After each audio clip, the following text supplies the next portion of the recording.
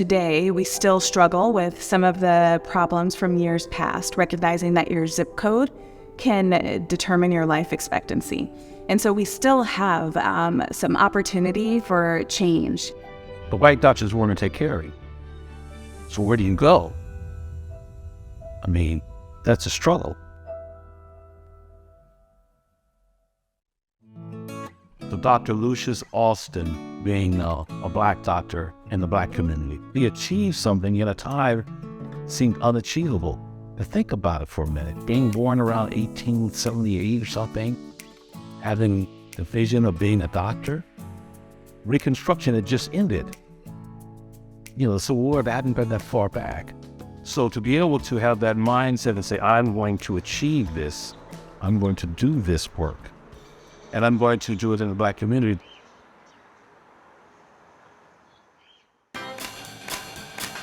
He delivered my brother. Matter of fact, my mother tells the story.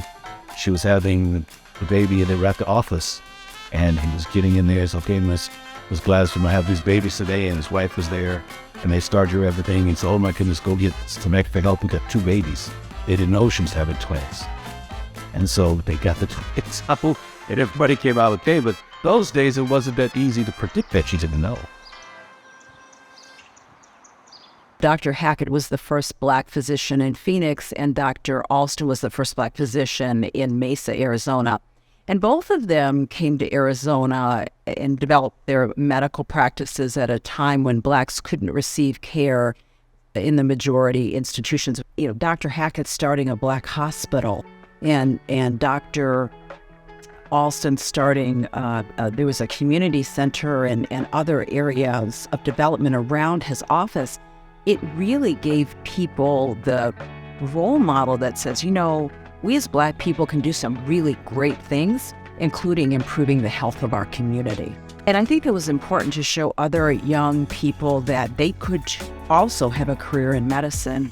They were cornerstones and pillars of the Black community, providing care when oftentimes other people couldn't receive care. They also provided care to Hispanics, Native Americans, and also some whites who either wanted reduced cost care or who had diseases such as perhaps sexually transmitted diseases where they didn't feel comfortable going to white doctors. And one thing about Dr. Alston, people always leave out of his story, he was the first African-American doctor allowed to practice in Mesa. And that changes the narrative. I think it's highly relevant that we recognize the accomplishment, what he did at the time when he was living. I know that people really cared about him. I know they really loved him. He was a big part of the community. Arizona is my home, and growing up here was unique in that I didn't often see other Black families. I didn't have Black neighbors.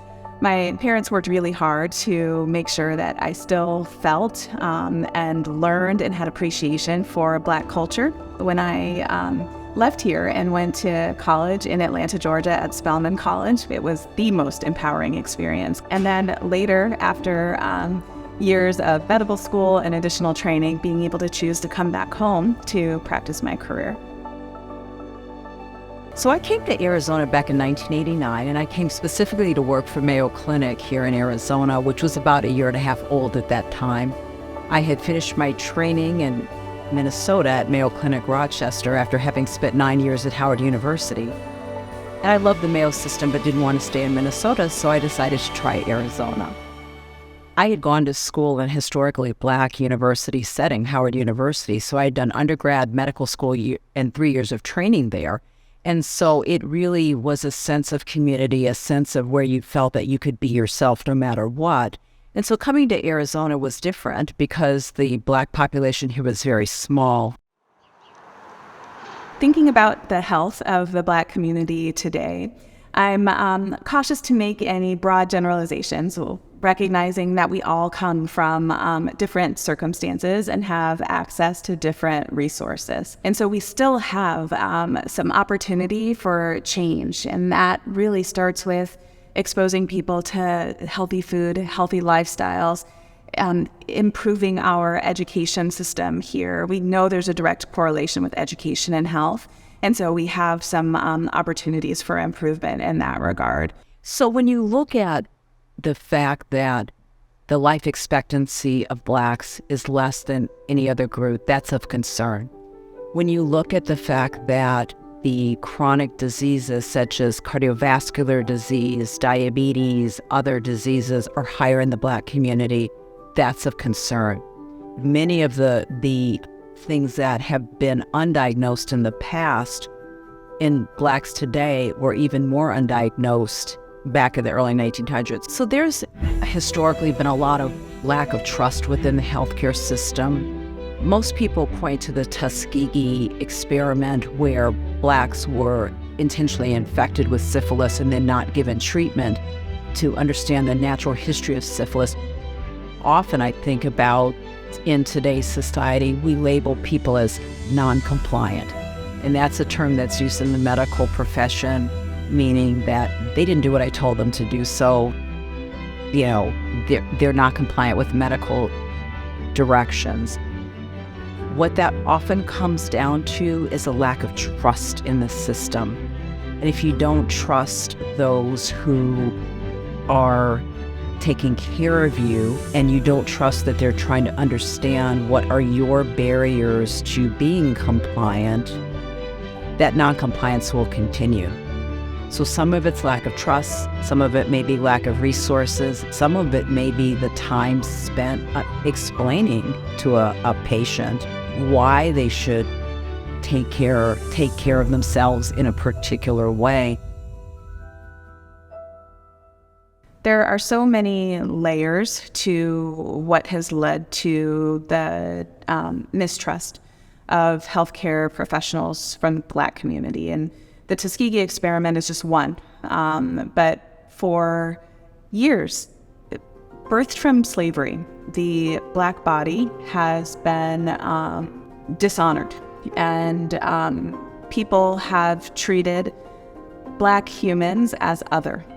And so when we talk about experimentation, it goes far before the Tuskegee experiment.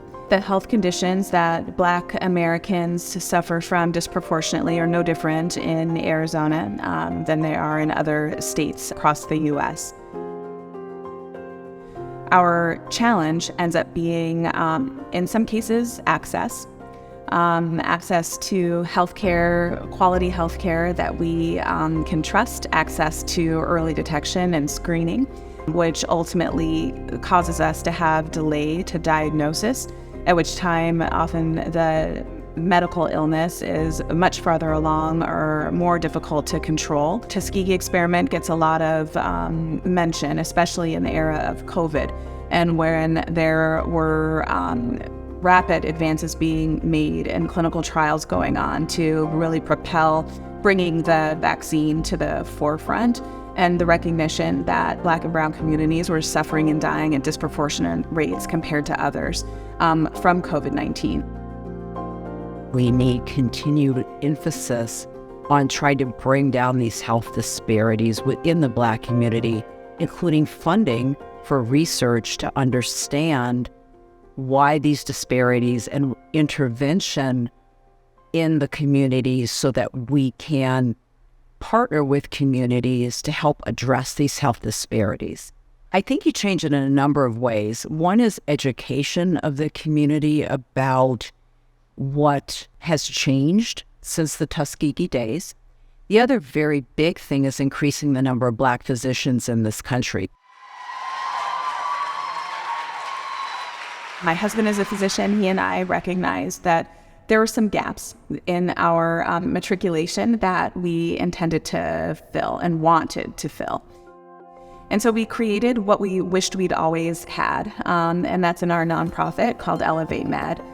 We want to elevate medicine to a place where the workforce really reflects the population. And so we've created scholarships and mentorship and leadership development and financial wellness education for medical students from underrepresented backgrounds, recognizing that they need support. We wanted to give these students mentors who look like them, who are doing what they want to do, to help them on their path toward excellence. I think Arizona is a good place for people to live. I think we have many of the same problems that exist across the country. And it does worry me that some of the racial divide that's occurring elsewhere in the country happens here. And it seems to be getting worse, not better. And I think Arizona is just kind of a microcosm of what's happening within the United States. Hopefully over time it will get better. I pray every day that's going to get better. And time will tell that. But more needs to be done.